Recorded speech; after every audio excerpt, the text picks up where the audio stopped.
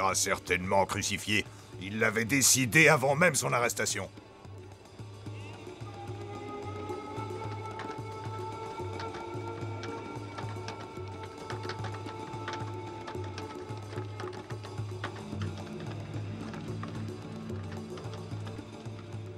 Je ne comprends pas pourquoi le grand prêtre est si pressé. Je n'ai jamais vu un procès au crépuscule en plus, une veille de Pâques. Qui êtes-vous? Samuel de Hébron et Jonathan de Berzure, docteur en droit et membre du Sanhédrin. Vous êtes attendus. Entrez.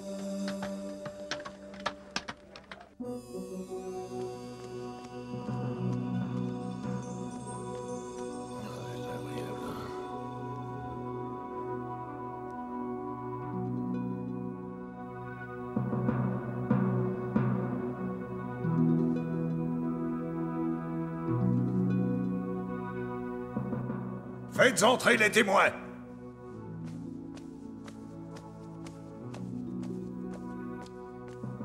Il en a guéri beaucoup parmi les pauvres. C'est un homme de Dieu. C'est surtout un homme dangereux. Jusqu'à présent, les témoins ont accusé le prisonnier d'avoir mangé en compagnie de pécheurs notables. Mais ce n'est pas tout. Écoutons ce que Matthieu le pharisien a à dire. Connaissez-vous cet homme? Oui, c'est Jésus de Nazareth. De quoi l'accusez-vous? Il a perverti l'esprit de mon frère. Parle-nous de son crime. Dis-nous ce que tu sais.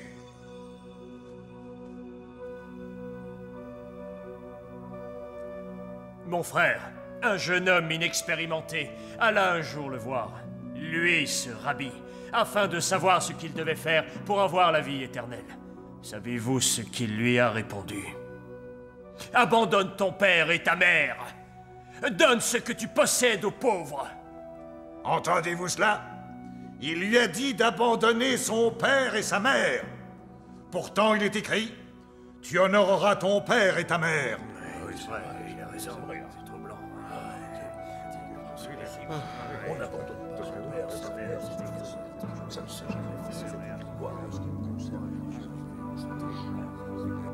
Mais on ne peut pas le condamner pour ça. Nombreux sont ceux qui ont été convaincus de quitter leur foyer ou leur emploi afin de suivre ce faux prophète sur les routes comme de vulgaires vagabonds. As-tu quelque chose à ajouter? Eh bien, cet homme a demandé à mon frère de vendre tous ses biens, ses moutons, ses serviteurs, tout ce qui a fait notre pouvoir. Que devait-il faire avec l'argent? Réponds! Que devait-il faire du produit de toutes ces ventes? Il lui a dit de tout donner aux pauvres, à ses amis. Ce Nazaréen est venu à Jérusalem uniquement pour créer de l'agitation. Quant à toi, Nazaréen, qu'as-tu à dire pour ta défense? Comment justifies-tu tes actes? J'ai toujours discuté ouvertement avec tous, dans les synagogues et dans les temples. Pourquoi m'interroges-tu? Demande à ceux qui m'ont entendu. Si j'ai parlé injustement, dis-moi en quoi j'ai été injuste. Mais si j'ai dit la vérité, pourquoi me frappes-tu?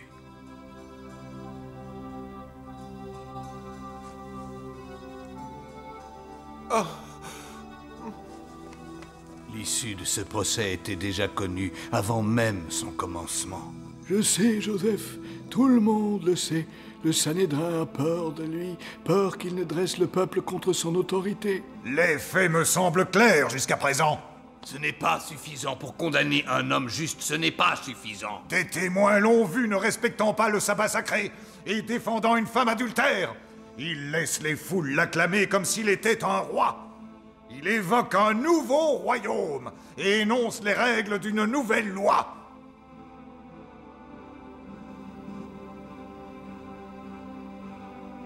Mais nous disposons déjà d'une loi, et il s'agit de la loi de Moïse. Saül, il y a d'autres témoins? Faites entrer d'autres témoins.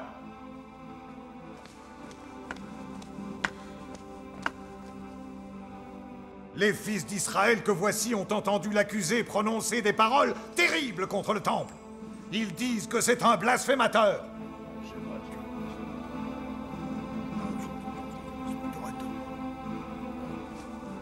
Pouvons-nous faire confiance à ces hommes? Nous avons passé des jours entiers à chercher des témoignages contre lui, et nous n'en avons trouvé aucun. Et les affirmations de ces deux-ci concordent. Au moins, nous en avons deux qui coïncident. Donc, vous avez entendu l'accusé parler du temple. Quelles ont été ses paroles? Ce que j'ai à dire, je l'ai entendu de mes propres oreilles. Que je sois frappé par la foudre si je profère le moindre mensonge. Cet homme m'a dit, je puis détruire le temple de Dieu et le rebâtir en 3 jours. Il l'a dit, j'étais présent.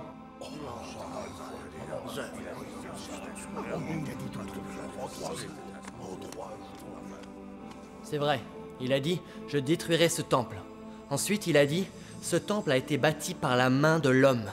J'en construirai un autre sans son aide. Coupable! Coupable!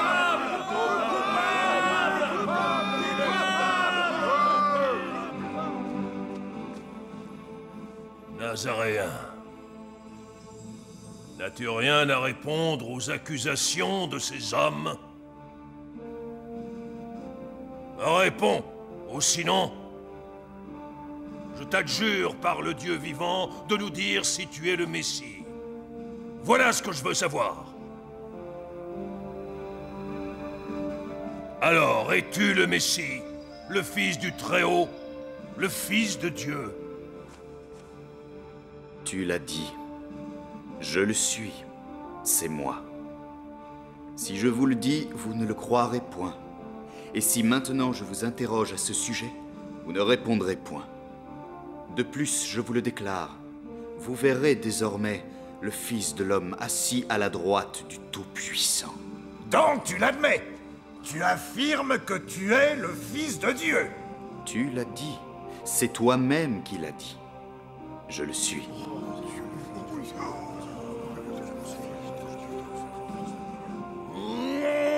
Qu'avons-nous encore besoin de témoins? Vous êtes témoins de ce qu'il a dit. Nous l'avons tous entendu blasphémer. Il ne nous faut rien de plus pour le condamner. Qu'en pensez-vous? Rendez votre jugement.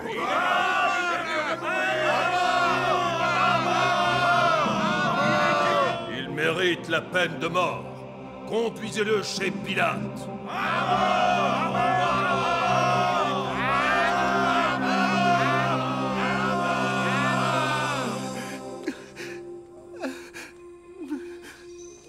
Est-ce que tu en veux? Oui, merci.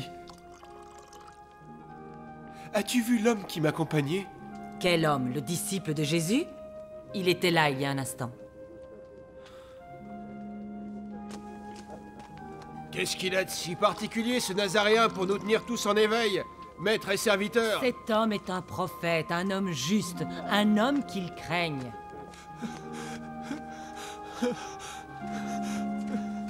Marc! Que fais-tu ici, à une heure si tardive? Ils ont arrêté le rabbi. Ils ont arrêté le rabbi. Je sais. Partons. Je te ramène à la maison.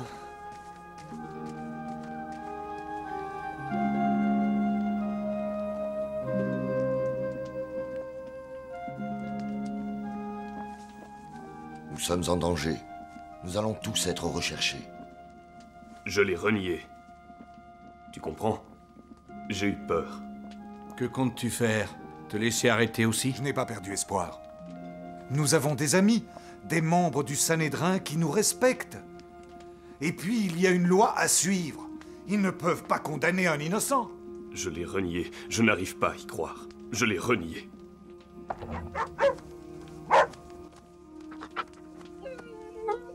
Est-ce que tu l'as vu? Oui, ils sont tous contre lui. Il est comme un agneau destiné au sacrifice. L'as-tu vu? Avant qu'il ne soit conduit à Caïphe.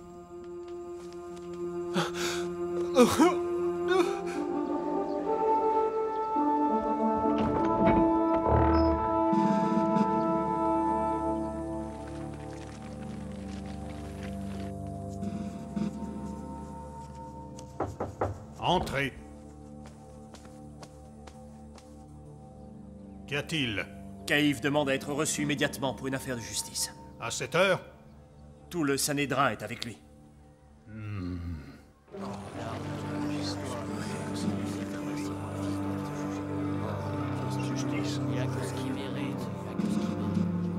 gouverneur romain salue le grand prêtre suprême, Caïphe, et l'honorable Sanhédrin. Entrez, je suis à vous. Très noble gouverneur, vous connaissez nos traditions.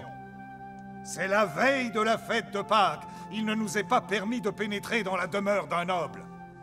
Noble Caïphe, pourquoi m'amènes-tu cet homme enchaîné alors? Le Sanhédrin vient de le juger. Cet homme est condamné à la peine de mort. Et comme vous le savez, nous ne pouvons pas exécuter la sentence nous-mêmes. C'est une tâche que vous, les Romains, vous vous êtes assignés à vous-même. Nous avons trouvé celui-ci qui incitait notre nation à la révolte, qui l'empêchait de payer l'impôt à César, et qui se disait lui-même le Messie roi. Si telle est la raison de votre visite, je vais examiner le cas.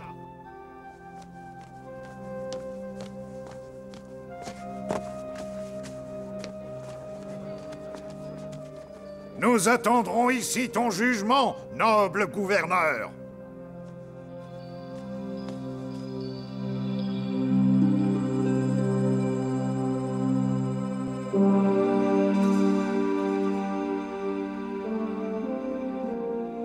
Donc, tu es le roi des Juifs. C'est toi qui le dis. C'est pour cette raison qu'ils veulent ta mise à mort? Si mon royaume était de ce monde, mes serviteurs auraient combattu pour moi. Mais mon royaume n'est pas d'ici. Il n'a pas de garde, pas de soldats, et pas d'espions. C'est un prophète. Il explique les Écritures au peuple. Le Sanhédrin craint qu'il ne monte la population contre son autorité. Donc tu l'admets. Tu es roi, mais d'un royaume qui n'est pas de ce monde. Tu le dis. Voici pourquoi je suis né. Et voici pourquoi je suis venu dans le monde. Quiconque aime la vérité, écoute ma voix. La vérité, quelle est la vérité?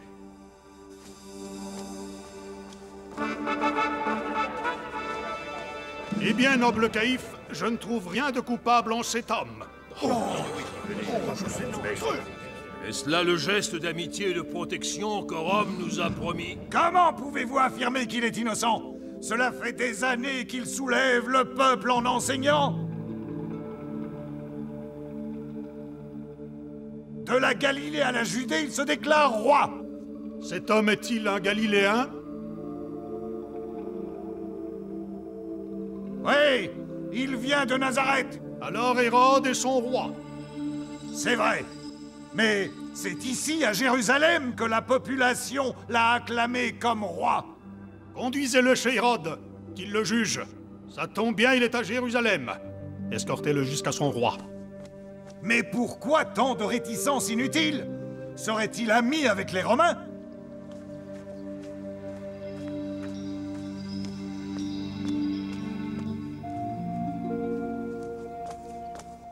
Ta coopération nous fut très utile. Tu as tenu ta promesse. Nous l'avons capturé sans manifestation ni soulèvement, comme nous le souhaitions. Oui, vous l'avez capturé. Je vous ai laissé le capturer. Je l'ai trahi pour vous. J'ai trahi mon maître. J'ai vendu le sang d'un innocent. Tu as été plutôt bien payé pour ce service. Pourquoi viens-tu te plaindre? Tu parles de tes 30 deniers. Reprends-les. Ah!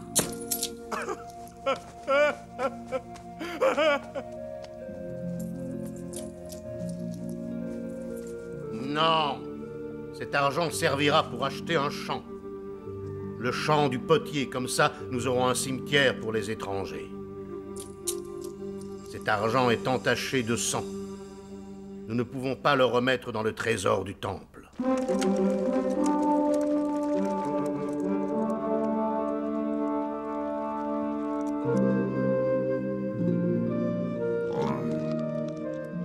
Cela fait des années que je désire te rencontrer.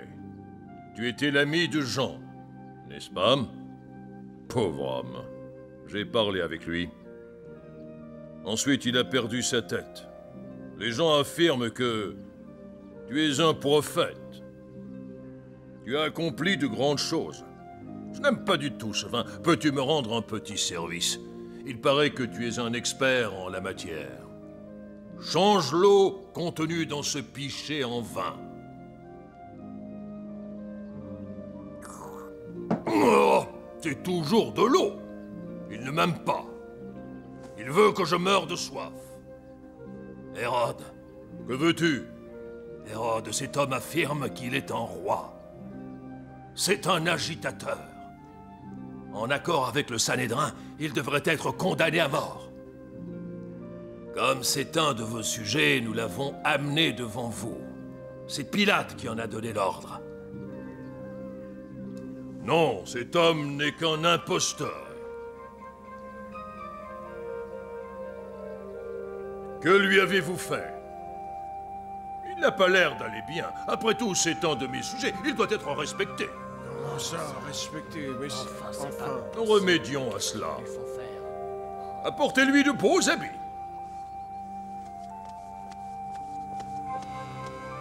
Remettez cet homme à la justice du gouverneur romain. J'ai pleinement confiance en sa sagesse et son respect de la loi. Je n'ai aucune raison de le condamner. Ce n'est qu'un pauvre fou.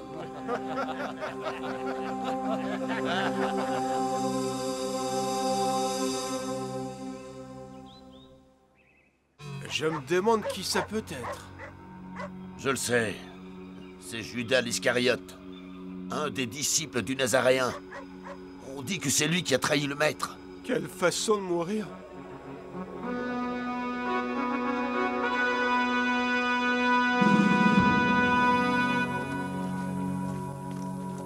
Vous m'avez amené cet homme comme entraînant le peuple à la révolte. Je l'ai interrogé et je ne l'ai trouvé coupable d'aucune des fautes dont vous l'accusez. Même Hérode ne le trouve pas coupable. Il le renvoie chez moi. Voici ma décision. Cet homme n'a rien fait qui soit digne de mort. Oui, il sera puni. Mais ensuite, je le relâcherai. Non, pas le relâcher. Ce n'est pas la raison pour laquelle nous te l'avons amené. Le Sanhédrin a déjà débattu de ses crimes et a déjà prononcé un jugement le condamnant.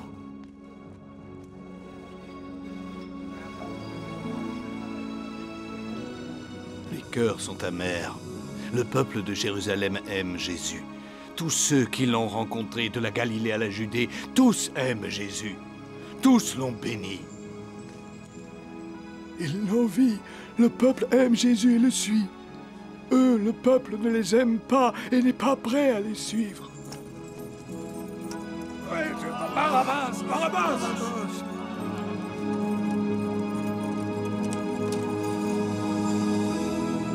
Voici Barabbas.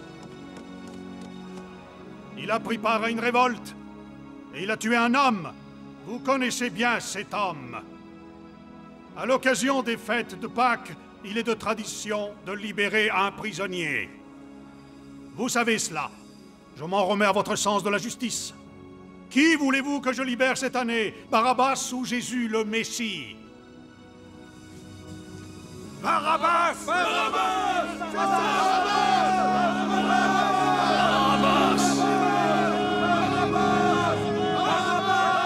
Pilate sait bien qu'ils haïssent Jésus. Il ne veut pas les décevoir. Il devrait avoir honte. Avoir honte. Que dois-je faire alors de Jésus, celui qu'on appelle le Messie? Mais quel mal a-t-il fait?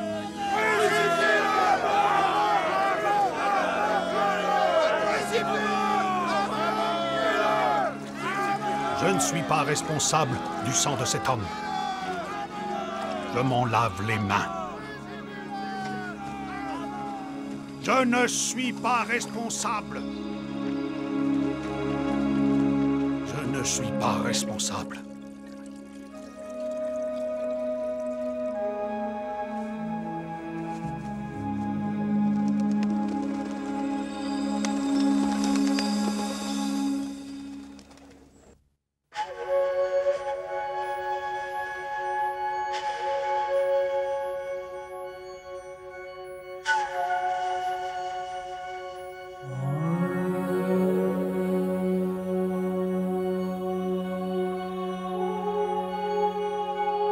Après l'arrestation de Jésus, son procès dura une nuit entière, la nuit entre le jeudi et le vendredi précédant la Pâque des Hébreux, qui devait être célébrée le samedi.